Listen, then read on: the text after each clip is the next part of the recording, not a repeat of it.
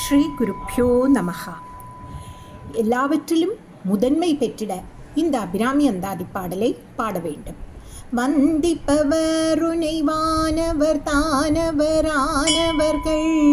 சிந்திப்பவர் நல் திசை முகர் நாரணர் சிந்தையுள்ளே பந்திப்பவர் அழியா பரமானந்தர் பாரில் உன்னை சந்திப்பவர் கிளிதாம் எம்பிராட்டினின் தன்னழியே.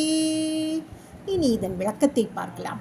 அம்பாள் அனைத்து தேவர்களாலும் அசுரர்களாலும் வணங்கப்படுபவள். தேவர்களும் அசுரர்களும் பூமியில் மானிடராக பிறந்து நற்செயல் செய்தவர்கள் தேவர்களாகவும் தீய செயல் செய்தவர்கள் அசுரர்களாகவும் ஆனவர்கள். இதைத்தான் பட்டர் வானவர் ஆனவர் தானவர் என்று சொல்கிறார். எம்பிராட்டி அபிராமி ராஜராஜேஸ்வரியாக அமர்ந்திருக்கும் வேளையில் மும்மூர்த்திகள் தனித்தனியே தங்கள் தொழிலை செய்து வருகின்றனர். பிரம்மா படைப்பு தொழிலை சிறப்புற தியானித்தபடியே செய்து வருகிறார்.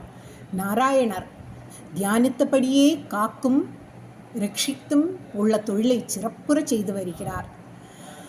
சிவபெருமான் அழிக்கும் தொழிலை தியானத்தில் இருந்தபடியே செய்து வருகிறார். வந்திப்பவர் என்றால் கட்டுப்படுத்துதல் என்று பொருள். வந்தித்த என்றால் வானவர்கள் மூவர்கள் இவர்களை விட வணங்கியபவர்கள் என்று அர்த்தம். சிந்தித்த நர்திசை முகர் பிரம்மானி அர்த்தம். நாராயணனை விட பந்திக்கும் சிவபெருமான் அம்பிகைக்கு மிகவும் நெருக்கமானவள். அதைத்தான் பந்தித்த என்று சொல்கிறார். அம்பிகையின் ஆற்றல் அளவிடற்கரியது. ஆயினும் அவள் தன்னழி என்று சொல்கிறார்.